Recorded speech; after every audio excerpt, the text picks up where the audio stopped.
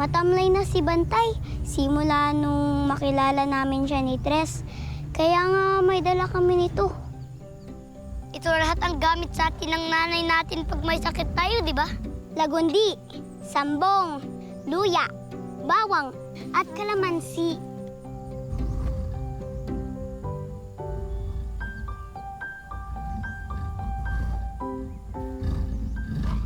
Gagaling na yan si Bantay. Tinalad siya sa bugad.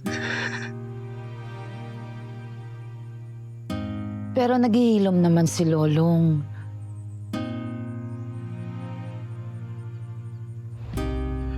Oo, pero siyang...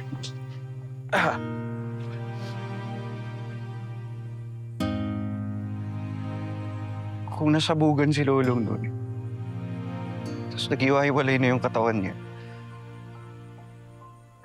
hindi ko alam kung kaya niya pa maghilom doon.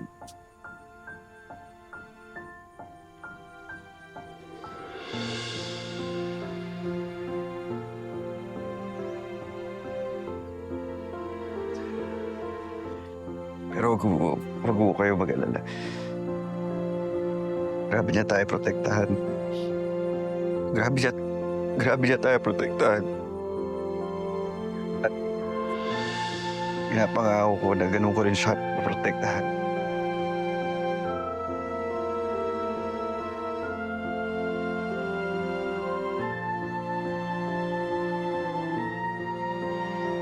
Salamat po, Kyo.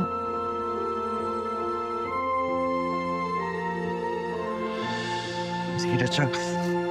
Ako na mauna.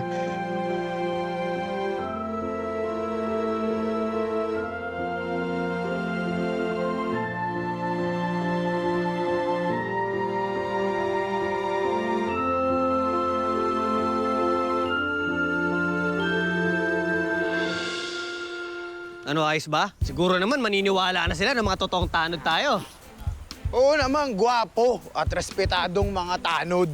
Oh, doon tayo rumonda sa ilog para makita natin. Baka may nangangailangan tulong natin dyan. Magaling na yun si Bantay. Oo nga. Tingnan mo, oh. Si Singkitino may patampo-tampo pa. Tinan mo, hindi tuloy sumama. Yan yun na. Kaya na natin yan. Hindi ka na dun. Oo, tara. Oh, may mga ano dyan ah. Hoy mga bata! Ano ginagawa niyo dyan? Alis, baka mamaya malunod kayo dyan. Uy, tara! Hoy! Hali kayo! Hoy! Uy! Dali! Ay! Dahan-dahan, madulas, ha? Tatamaan sa... Tatamaan talaga. Hindi nyo ba alam na delikado dito? Bakit naman, ho? Aba, sumasagot ha? Hindi. Tanod tayo. Basta, delikado dito. Bakit dito kayo naglalaro? Ha? At saka bakit parang may tinatago kayo, ha? Napapansin ko sa mga pagmumukha nyo. Anong tinatago nyo, ha, mga bata? Wala ho! Wala ho! Meron. Nautal. Isda ho! Nakahuli ko po kami ng higanting isda. Higanting isda? Ano isda yan?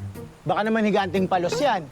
Baka naman higanting hipon. Hipon. Wala naman sinasabing hipon yung mga bata. Malay mo, meron. Walang hipon. Ikaw, kalaki mong tao, takot ka sa hipon? Tanod pa man din tayo? Hindi ako takot. Allergic ako. Allergic Sa ako gulay mo hipon. ngayon, nabutla ka pa. Tara na. Pag bumalik ka nga dito, anong hipon lang, takot ka. Allergic ako.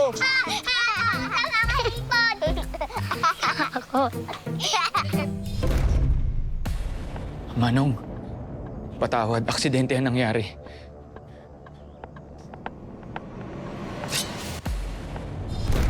Tama na yan! Tigilan mo yan! Sige na, ayaw mo na kami. Patawad, Manong. Hindi na mauulit. Sige na!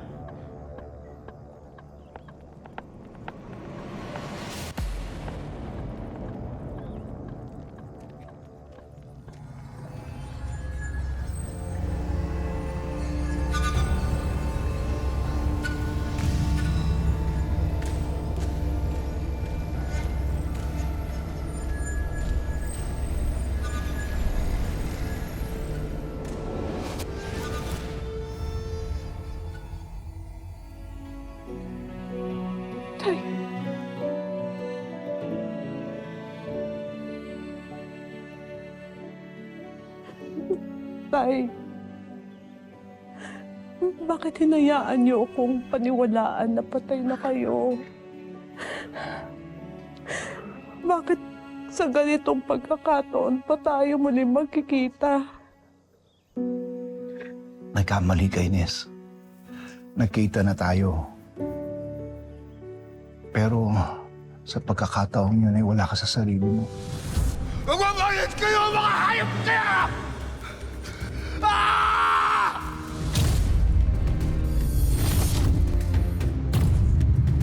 Manong, wala na to. Parang mga basura na itinapon sa ilog ang mga tubaw, Manong. Palalakasin natin ang puwersa natin. Balang araw,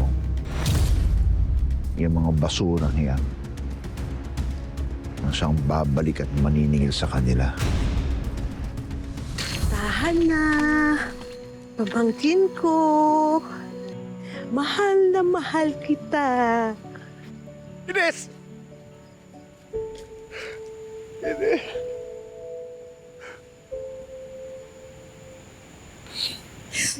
Ito, anak to ni Raul. Inihabilin siya sa akin.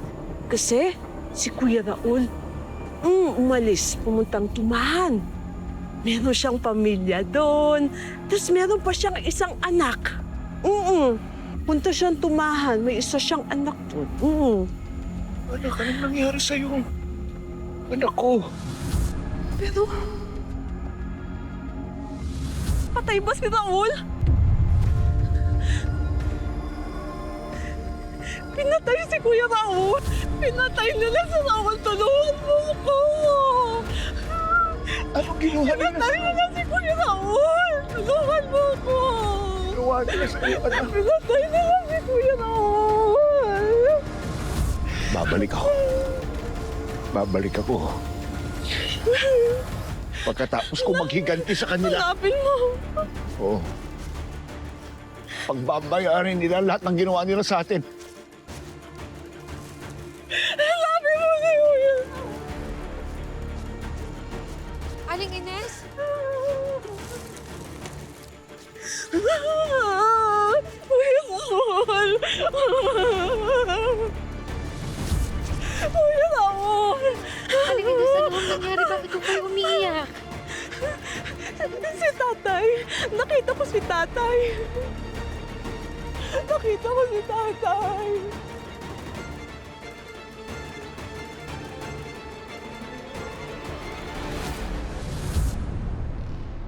Di ko man lamang nakita sa huling pagkakataon ng Kuya Raul mo. Pero may pampalubag loob pa rin. Dahil nandyan si Lolong. Ang bayaning si Lolong. Yun nga lang, nasa maling lugar siya. Nasa maling paniniwala. Iba ang pinaniniwalaan niya at pinaglalaban. Nasa tamang lugar ang puso ni Lolong, Tay. Tay, isauli mo na ang uptaw.